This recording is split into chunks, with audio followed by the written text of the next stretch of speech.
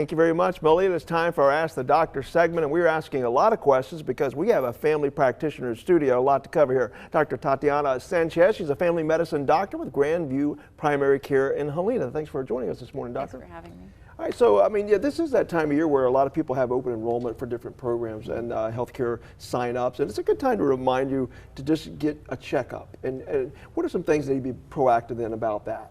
Super important to get yearly checkups. It's a great way for you to discuss with your physician your medical history, ask any questions, make sure you're up to date on vaccines, screening tests, mammograms, colonoscopy, pap smear, that sort of thing. You know, I want to ask you about the blood tests though, because I know in some cases you have to specifically ask for certain things you want tested.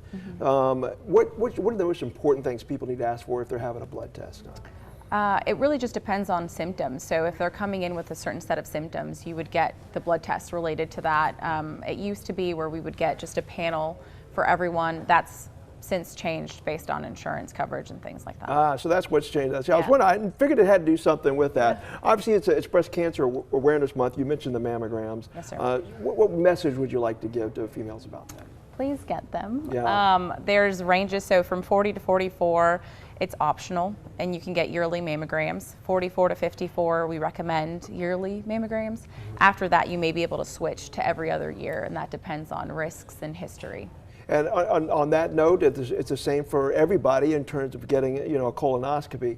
And actually I know somebody who's actually just had colon cancer surgery. Yeah. So if detected early, we know the survival rate is a higher percentage. That's right. Now, and there have been some recommendations changed on when you should get screening. Those are on the screen now. I did want to ask you about the product Cologuard. You see that sometimes on, I hope I said that right, on television ads. Yeah. Is that effective? I know it's not an alternative necessarily, but is it effective? Absolutely, yeah. We would test the stool, or we can do colonoscopy, which is a visual exam of the colon and the rectum. That continues to be the gold standard, but it is definitely an option for those that don't want to go through the colonoscopy. And again, family history plays a role in when you get it done, and how often? Yes, sir. That's right. And it's if you do have family history, how many years is it apart? 5? It really depends on what they find on colonoscopy and how soon that family or that relative was diagnosed with cancer. So. All right, meanwhile, some folks who are older may want to get their shingles vaccines. For folks who don't know why you would need that, explain that. Yeah, so if you are 50 plus, you're eligible to get that vaccine. It's a 2-dose vaccine. That's what the CDC recommends, 2 to 6 months apart. I would recommend it for those who've had chickenpox before, obviously, because that's when the virus is dormant. And it prevents related complications with shingles. So anybody 50 plus is eligible for that. I've talked to people who've had shingles. Yes. Very painful. Some people say, well, I can't remember if I had chickenpox or not. And so it's better safe than sorry, right? I would say so. Yeah. All right, so now in the RSV vaccine, that's available now.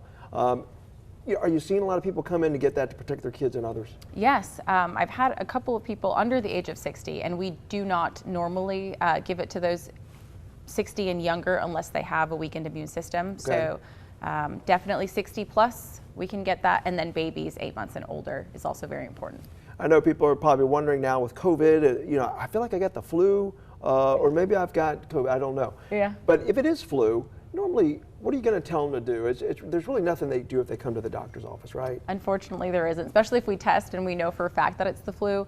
It's really symptomatic treatment. So if they have the sore throat, give them things to alleviate that. If they're coughing, we can do things for cough, fever, chills, that sort of thing, Tylenol, ibuprofen. It's really rest and be a couch potato is what I tend to tell my patients. So. In terms of your own practice, have you seen more people, because we heard about this variant coming in, have you seen more COVID patients? Yes, unfortunately. Yeah. We've seen a lot of COVID patients, and it's the same treatment as flu. It's a virus, so we really do a lot of the same things. Is Paxlovid the number one if they have severe symptoms right now? Yeah, that's a kind of tricky topic because it depends on what conditions they have. So if it's just a regular old, patient that doesn't really have any conditions, I wouldn't recommend that. It's more so if they have complications and they're more at risk for ending up in the hospital. Dr. Tatiana Sanchez from Helena, and practicing in Helena. Thank you so much. We'd appreciate that. Absolutely. All right, JJ's at the Greek Festival.